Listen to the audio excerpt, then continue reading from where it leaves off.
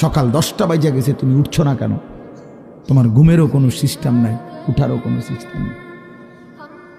সারা রাত উলঙ্গ ছবি দেখে, নারী দেখে, জিনা ব্যভিচারের দৃশ্য দেখে নাফরমান ঘুমায় আছে। সকাল 10টা বাজে গেছে, উঠারও কোনো নাম নাই। আল্লাহ নবী সাল্লাল্লাহু আলাইহি ওয়াসাল্লাম বলছেন, খোদার কসম, নবীজি বলছেন যে ফজরের নামাজ পড়ে না সে খবিস। খবিস, এটা খবিস, খবিসান নফস।